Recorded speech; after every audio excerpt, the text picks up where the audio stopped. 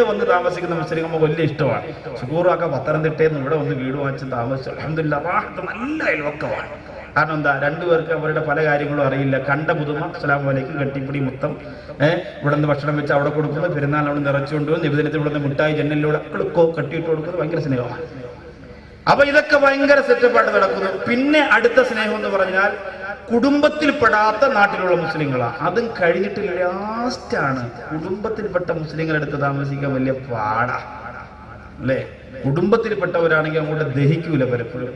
സഹോദരിമാരൊക്കെ അടുത്ത് തന്നെയുണ്ട്, ആഹത്താണ് അൽഹംദുലില്ലാ. ചിലപ്പോൾ റമളാൻ മാസത്തിൽ പോലും രാത്രിയിൽ ഒരു നേരത്തെ ഭക്ഷണം അല്ലെങ്കിൽ നോമ്പ് തുറക്കാൻ നമ്മളൊക്കെ കൂടിയ കാരക്കയും അതുപോലെ മറ്റുമൊക്കെ കഴിക്കുമ്പോഴും അവർക്കൊന്നും കിട്ടുന്നുണ്ടാവൂല, ഒന്നും ലഭിക്കുന്നുണ്ടാവൂല. ഇതൊന്നും നമ്മൾ ശ്രദ്ധിക്കാൻ പോകില്ല.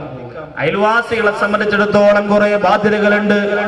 റബീഉൽ അവ്വലിന്റെ പ്രോഗ്രാമിന്റെ ഉദ്ഘാടനം ചെയ്തുകൊണ്ട് ഈ അടുത്ത സമയത്തിന്റെ പ്രിയമുള്ളവരെ, ഞാൻ ബാംഗ്ലൂർ എന്ന് പറയുന്ന പ്രദേശത്ത് ആയിരക്കണക്കാരെ പ്രിയപ്പെട്ട വിശ്വാസികളെ തിങ്ങിപ്പാർക്കുന്ന കച്ചവടക്കാര്, കേരളത്തിൽ നിന്ന് പോലെ ഒരുപാട് കച്ചവടക്കാര് താമസിക്കുന്ന ആ പ്രദേശത്ത് ഇതിനേക്കാൾ വിശാലമായ ഈദ്ഗാഹ് എന്ന് പറയുന്ന വലിയ ഒരു മൈതാനമുണ്ട്.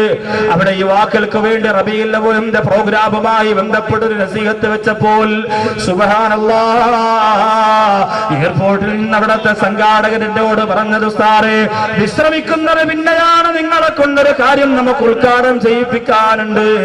ഏഷ്യയിലെ തന്നെ ഏറ്റവും വലിയ ഹോസ്പിറ്റലായ നിംഹാൻസ് ഹോസ്പിറ്റൽ എന്ന് പറയുന്ന ഒരു വലിയ ഹോസ്പിറ്റലിലേക്ക് കൊണ്ടുപോവുകയാണ്. സുബ്ഹാനല്ലാഹ്, പാവപ്പെട്ട നൗസാദ് വാക്കയുടെ മനസ്സ് വല്ലാതെ അലിഞ്ഞുപോയ രംഗമാണ്. വല്ലപ്പുഴയിലെ ചെമ്മൻകുടിയിലെ എന്റെ പ്രിയപ്പെട്ട മുസ്ലിങ്ങളെ, ഏഷ്യയിലെ തന്നെ ഏറ്റവും വലിയ ഹോസ്പിറ്റലായ നിംഹാൻസ് ഹോസ്പിറ്റലിലേക്ക് ആ സംഘാടകരെന്നെ കൂട്ടിക്കൊണ്ടുപോയി. എന്നിട്ട് അവര് പറഞ്ഞ, ഉസ്താദ് റബീഉൽ അവ്വലിന്റെ ആഘോഷത്തിന്റെ ഉദ്ഘാടനം നമ്മുടെ അയൽവാസികളായ സഹോദരങ്ങൾ രോഗിയായി കിടക്കുന്ന ഹോസ്പിറ്റലിൽ നിന്നാകട്ടെ. വലിയ 2-3 വാഹനത്തിന്റെ അകത്ത് കുറെ കാർട്ടൂണുകൾ നിറച്ച ആപ്പിളും ഓറഞ്ചും മുസമ്പിയും ഒക്കെ കൊണ്ടുവരികയാണ്. എന്തിനാണ്? ആ ഹോസ്പിറ്റലിന്റെ അകത്ത് കഴിയുന്ന മക്കൾക്ക് കൊടുക്കാനാണ്. ചെന്ന് നോക്കുമ്പോ സുബ്ഹാനല്ലാഹ്, ഒരു റൂമിന്റെ അകത്ത് 40 മക്കളെ ഇട്ട് കുളിപ്പിക്കുകയാണ്. അല്ലാഹുവേ, പടച്ചവനേ, നമ്മുടെ മക്കൾക്ക് അങ്ങനെ ഒരു അവസ്ഥ നീ വരുത്തല്ല അല്ലാ, അങ്ങനെ ഒരു രംഗം നീ വരുത്തല്ല അല്ലാ. 40 മക്കളുണ്ട്. 10 വയസ്സുള്ള, 15 വയസ്സുള്ള, 4 വയസ്സുള്ള, 5 വയസ്സുള്ള. വസ്ത്രം ഉടുക്കണമോ വേണ്ടയോ എന്നറിഞ്ഞുകൂടാത്ത, ഭക്ഷണം എങ്ങനെയാ കഴിക്കേണ്ടതെന്നറിഞ്ഞുകൂടാത്ത, കുളിക്കുമ്പോഴാണ് ശരീരം വൃത്തിയാകുന്നതെന്നറിഞ്ഞുകൂടാത്ത 40ഓളം മക്കളെ ഒരു റൂമിന്റെ അകത്തിട്ടിട്ട് വണ്ടി സർവീസ് ചെയ്യുന്ന പോലെ കുളിപ്പിക്കുകയാണ്. അവര് ബുദ്ധിയില്ലാത്തവരാണ്, അവര് വൈകല്യമുള്ളവരാണ്. അല്ലാഹുവേ, അതിന്റെ അപ്പുറത്തെ റൂമിലേക്ക് കുറെ മക്കളെ ഓട്ടിക്കുകയാണ്, ചാടിക്കുകയാണ്. ആരോഗ്യ സംരക്ഷണത്തിന്റെ ക്ലാസ് നടത്തുകയാണ്. ബുദ്ധിയില്ലാത്തവരാണ് അവര്. ഞാൻ അവരുടെ മുന്നിലൂടെ നടന്നു പോകുമ്പോ കൈ കൊണ്ട് ഇങ്ങനെ കാണിക്കുകയാണ്. കുറെ കുഞ്ഞുമക്കളെ കൈ നീട്ടിയിട്ട് ശേഖം തരുകയാണ്. ജനാലയിലൂടെ എന്റെ കൈ അങ്ങോട്ട് നീട്ടിക്കൊടുക്കുമ്പോ എത്രയോ പാവപ്പെട്ട സഹോദരങ്ങൾ വന്ന് കയ്യിലേക്ക് പിടിക്കുകയാ. അല്ലാഹുവേ, മൂക്കുകട്ട ഇങ്ങനെ മൂക്കിലൂടെ ഒലിച്ചുകൊണ്ടിരിക്കുകയാ. അതുപോലെ ശരീരം ഇങ്ങനെ പൊട്ടി ചീന്തലം ഒഴുകിക്കൊണ്ടിരിക്കുകയാ.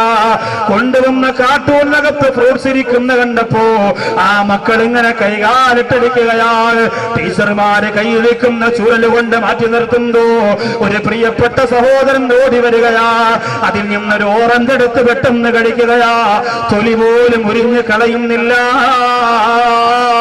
തൊലിയോടുകൂടി ഓറഞ്ച് കഴിക്കുന്ന കണ്ടപ്പോ സഹിക്കാൻ കഴിയുന്നില്ല. പ്രിയപ്പെട്ടവരെ, ആരോഗ്യമുള്ള ചുറുചുറുക്കുള്ള ഒരു ചെറുപ്പക്കാർ ആ പ്രിയപ്പെട്ട മക്കളുടെ മുന്നിലേക്ക് കടന്നു ചെന്നിട്ട് ആ ഓറഞ്ചിന്റെ തൊലി കളഞ്ഞിട്ട് അതിന്റെ ഇതളുകൊണ്ട് വാക്യകത്തേക്ക് വെച്ചു കൊടുക്കുകയാണ്. ഓറഞ്ചിന്റെ തൊലിയോടുകൂടി ഒരു ഓറഞ്ച് പെട്ടെന്ന് 2 കടിക്ക് ഒരു ഓറഞ്ചൊക്കെ വിടുങ്ങാണ് 5 വയസ്സുള്ള കുട്ടി. അത്രയ്ക്ക് എങ്ങനെ കഴിക്കണമെന്ന് അവർക്കറിയില്ല. നമുക്ക് അല്ലാഹു മക്കളെ തന്നിട്ടുണ്ടല്ലോ പ്രിയപ്പെട്ടവരെ. രാത്രി പോയി ഉറങ്ങുന്നതിന് മുമ്പ് ആ മക്കളുടെ കവളത്തേക്ക് മുത്തം കൊടുക്കാതെ നമുക്ക് ഉറങ്ങാൻ പറ്റും? ആ മക്കള് കിടന്നിറങ്ങുമ്പോൾ തല വീർക്കുന്നുണ്ടോ എന്ന് നോക്കി ഒരു തോർത്ത് കൊണ്ട് ഒരു ഷാള് കൊണ്ട് തുടച്ചു കൊടുത്തിട്ടല്ലേ നമ്മൾ കിടക്കുക. ആ പ്രിയപ്പെട്ട സംഘാടകർ പറയുന്നു, ഉസ്താദേ, ഈ റബീഉൽ അവ്വലിന്റെ ആഘോഷം നമ്മൾ ഉദ്ഘാടനം ചെയ്യുന്നത് നമ്മുടെ അയൽവാസികളായ ഈ ഹോസ്പിറ്റലിലെ അന്തേവാസികൾക്ക് ഭക്ഷണം കൊടുത്തുകൊണ്ടാണ്. അങ്ങനെയുള്ള യുവ സുഹൃത്തുക്കളെ കണ്ടപ്പോൾ തോറ്റുപോയി എന്റെ പ്രിയമുള്ളവരെ. ആ സമയം മുതൽ ക്ഷീണം മറന്ന് ആ സമയം മുതൽ വാതു പറയാൻ കുതിച്ചുപോയി. അത്രയ്ക്ക് ആഗ്രഹം വന്നുപോയി. എത്ര മക്കളാണെന്നറിയോ? ഒന്നും അറിയില്ല അവർക്ക്. ഏഷ്യയിലെ തന്നെ ഏറ്റവും വലിയ ഹോസ്പിറ്റലാണ്. അല്ലാഹു സുബ്ഹാനഹു വ തആല അവിടുത്തെ ആ പാവപ്പെട്ട മക്കൾക്ക് അല്ലാഹു ആഫിയത്ത് കൊടുക്കട്ടെ, അല്ലാഹു ശാരീരിക സുഖം കൊടുക്കുമാറാകട്ടെ, അല്ലാഹു വിഷമങ്ങളൊക്കെ മാറ്റി കൊടുക്കുമാറാകട്ടെ. നമ്മുടെ മക്കളെ മാരക രോഗത്തോട് അല്ലാഹു കാത്തുരക്ഷിക്കുമാറാകട്ടെ. കൊടുക്കാൻ സാധിക്കണം നമ്മുടെ അയൽവാസികൾക്ക് എന്തെങ്കിലും. തിരുവനന്തപുരം കഴിഞ്ഞ വെള്ളിയാഴ്ച പള്ളിയിൽ വന്നു 2 കാലുമില്ലാത്ത ഒരു പെൺകുട്ടിയുടെ നിക്കാഹിന് വേണ്ടി ഫോട്ടോ കൊണ്ടുവന്ന് കാണിച്ചപ്പോൾ തകർന്നു പോയി. അഡ്രസ്സൊക്കെ തന്നു. ഫോൺ വിളിച്ച് അവിടുത്തെ പ്രസിഡന്റ് കൊണ്ട് അന്വേഷിപ്പിച്ചു നോക്കിയപ്പോൾ അൽഹംദുലില്ലാ വളരെ കറക്റ്റാണ്, സംഭവമൊക്കെ ശരിയാണ്. അടുത്ത മാസം നിക്കാഹ് നടക്കാൻ പോവാണ്. 2 കാലുമില്ല.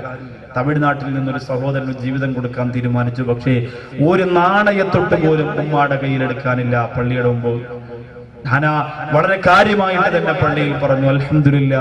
ആ ഉമ്മ കരഞ്ഞുകൊണ്ട് പറഞ്ഞു, സാറേ ഒരിക്കലും മറക്കൂല, നിങ്ങൾ ഒരു വാക്ക് ഒരു പക്ഷേ പറഞ്ഞു, അതുകൊണ്ട് കിട്ടിയത് വലിയ സൗഭാഗ്യമാണെന്ന് പറഞ്ഞ് ഒരു കവർ നിറച്ച് പൈസയും കൊണ്ട് പള്ളിയുടെ മുമ്പിൽ നിന്ന് കണ്ണീരോടെ ഇറങ്ങിപ്പോകുമ്പോൾ അയൽവാസികളായ നമുക്ക് നമ്മുടെ അയൽവാസികളോട് ചില ബാധ്യതകളുണ്ട്. കല്യാണത്തിന്റെ അന്നങ്ങോട്ട് ചെന്നിട്ട് 50 രൂപ ഒരു വലിയ പേപ്പറിൽ അങ്ങോട്ട് പൊതിഞ്ഞ് ബിസ്മില്ലാ എന്നും പറഞ്ഞു കൊടുത്ത് 500 രൂപയ്ക്ക് തിന്ന് കയറ്റിയിട്ട് വന്നാൽ പോരാ. അയൽവാസ ബന്ധത്തെക്കുറിച്ച് നമ്മൾ അറിയണം. അതിന്റെ വലിപ്പത്തെക്കുറിച്ച് നമുക്ക് മനസ്സിലാക്കാൻ സാധിക്കും. എന്തെങ്കിലും ഒരു വിഷമമുണ്ടായാൽ, എന്തെങ്കിലും ഒരു പ്രശ്നമുണ്ടായാൽ അവൾ അനുഭവിക്കണം, അവൾക്കത് വേണം. അന്ന് ഞാനൊരു പ്രതിസന്ധി ഘട്ടത്തിൽ ചെന്നിട്ട് ഒരു CD വെച്ചപ്പോ തരാത്തോളാ എന്ന് പറഞ്ഞിട്ട് വീട്ടിന്റെ അകത്തിരുന്ന് അയൽവാസികൾക്ക് വേണ്ടി ശപിച്ചാ പോരാ. അള്ളാന്റെ റസൂല് പറയുകയാണ്, ഞാൻ മരണപ്പെട്ടു പോയാൽ എന്റെ സ്വത്ത് മക്കൾക്ക് കൊടുക്കാൻ അള്ളാഹു പറയുന്ന പോലെ അയൽവാസികൾക്കും കൊടുക്കാൻ പറയുമോ എന്ന് പേടിച്ചു തരത്തിൽ അയൽവാസ ബന്ധത്തെ കുറിച്ച് അല്ലാഹു എന്നോട് പറഞ്ഞു എന്ന് നബിയുനാ മുഹമ്മദ് മുസ്തഫ. അയൽവാസികൾക്ക് എന്റെ സ്വത്ത് കൊടുക്കാൻ പറയുമോ? ഞാൻ മരണപ്പെട്ടാൽ എന്റെ സ്വത്തിന്റെ ഭാഗം മക്കൾക്ക് കൊടുക്കുന്ന പോലെ കൊടുക്കാൻ പറയുമോ എന്ന് പേടിച്ചു പോകുന്ന തരത്തിൽ. ചില ചെറുപ്പക്കാർ പറയും, സാറേ നമുക്കങ്ങനെ അയൽവാസികളുമായിട്ടൊന്നും അൽഹംദുലില്ലാ ഒരു പിണക്കുമില്ല, നമുക്ക് ഏറ്റവും അധികം കമ്പനി അപ്പുറത്തെ താത്തായുമായിട്ട് വളരെ ആഹത്താണ്. മിസ്കോളടി ഉണ്ട്, മെസ്സേജ് ചെയ്യപ്പോൾ ഭയങ്കര സ്നേഹമാണ്. നബിദിനം വായിക്കഴിഞ്ഞാൽ ആദ്യം താത്താടെ മൊബൈലിൽ ചെല്ലുന്നത് എന്റെ മെസ്സേജാണ്. അതേ കുറിച്ചുള്ള സ്നേഹമാണ് ഈ പറയുന്നത്. നിങ്ങൾ ഈ രീതിയിൽ അതിനെ കാണരുത്. അള്ളാന്റെ റസൂല് പറഞ്ഞ സ്നേഹത്തെ ഈ കാലഘട്ടത്തിൽ ഫേസ്ബുക്കിന്റെ കുത്ത് കാണാൻ പറ്റുമോ? കുത്ത് അങ്ങനെ അയച്ചു കൊടുക്കുന്ന മെസ്സേജ് അല്ല അല്ലേ? അടിയിൽ ഇങ്ങനെ എഴുതും, ഞാനിവിടെ വല്ലപ്പുഴയിലുള്ളതാ. അപ്പൊ തിരിച്ചവൻ ചോദിക്കും, വല്ലപ്പുഴയിലോ? VALLAPU ഇങ്ങനെ എഴുതിയിട്ട് ZHAU വല്ലപ്പുഴയിലോ ഉണ്ട്. ഒറ്റ കുത്ത് അവസാനം. വല്ലപ്പുഴയിലോ?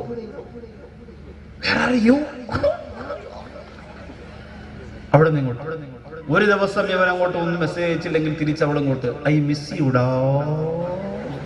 ആ 1000 നീട്ടം കണ്ടാണ്ടല്ല അവൻ അന്ന് മുതൽ പിന്നെ കമ്പ്യൂട്ടറിന് മുമ്പ് എഴുതിക്കൂല. അങ്ങനെ അങ്ങോട്ടും ഇങ്ങോട്ടും ഈ സ്നേഹത്തിന്റെ കാര്യമല്ല പറഞ്ഞ് അല്ലേ? നമുക്കിപ്പോ അതാണല്ലോ ഇഷ്ടം, നമുക്കതാണല്ലോ താല്പര്യം, നമ്മുടെ ലോകം അതാണല്ലോ, നമ്മുടെ ജീവിതം അതാണല്ലോ. മതപ്രസംഗത്തിന് പോകുന്ന പെൺകുട്ടികളെ നോക്കാനും, നബിദിന ഘോഷയാത്ര പോകുമ്പോഴും കൊടി ഇങ്ങനെ വെച്ച് കണ്ണങ്ങനെ നോക്കാനും അല്ലേ? റോഡിന്റെ 2 ഭാഗത്ത് നിൽക്കുന്ന സ്ത്രീകളൊക്കെ ഒരുപാട് സ്ഥലത്ത് എത്തുമ്പോ ചെറുപ്പക്കാർ ദഫൊക്കെ എടുത്തിട്ട് ഞാൻ അപ്പൊ താത്ത പറയാം, കണ്ടോടാ അസുഖാരൊക്കെ മോൻ ചാടി തകർക്കാട. അപ്പൊ അവൻ പറയും, ഇപ്രാവശ്യത്തെ നബിദിന റാഹത്താണ്. കാരണം എന്താ? ശരിക്കും പെണ്ണുങ്ങൾ 2 സൈഡിൽ റാഹത്തല്ലേ? നമുക്കിതേ അറിയൂ. ഇതിനപ്പുറത്തേക്ക് റബീഉൽ അവ്വലിന്റെ ഓരോ ചുവട് മുമ്പോട്ട് വെക്കുമ്പോഴും എന്റെ 3 മക്കളെയും നബിദിന ഘോഷയാത്രയ്ക്ക് ഞാൻ കൊണ്ടുപോയി. എന്റെ നാട്ടിൽ കൊണ്ടുപോയിട്ട് അവരോടൊപ്പം അവരുടെ കൂടെ കുറെ ദൂരം നടന്നു, അവരുടെ കൂടെ മിഠായി കടിച്ചു, അവരുടെ കൂടെ സ്വലാത്ത് ചൊല്ലി. അതിലൊരു ആനന്ദം കണ്ടെത്തണം. അല്ലാതെ ജനങ്ങൾ കാണുന്നുണ്ട് അവരുടെ പിന്തുണ, അവരുടെ കയ്യടി, അവരുടെ സർട്ടിഫിക്കറ്റ്, അത് നമുക്ക് ആവശ്യമില്ല. നമ്മുടെ മക്കൾക്ക് ഒരു സന്തോഷം, നമ്മുടെ പുന്നാര നബിതങ്ങൾ പിറന്ന ദിവസം തലേ ദിവസം നമ്മുടെ കുഞ്ഞു മക്കൾക്ക് എന്തൊരു ആനന്ദമാണ്, നാളെ നബിദിനമാണ് നമ്മുടെ മക്കൾ പറയുമ്പോ തന്നെ അല്ലേ, എത്ര പ്രാവശ്യം പറയുന്നത്, രാവിലെ വിളിക്കണം, ഇപ്പൊ ഉസ്താദ് പറഞ്ഞ രാവിലെ ചെല്ലാനാ, ആ ഒരു ആവേശം അത് നമ്മൾ നഷ്ടപ്പെടുത്തരുത്. നമ്മളതിനെ വേറെ ദുനിയാവിന്റെ റൂട്ടിലേക്ക് നമ്മളതിനെ തിരിച്ചുവിടരുത്.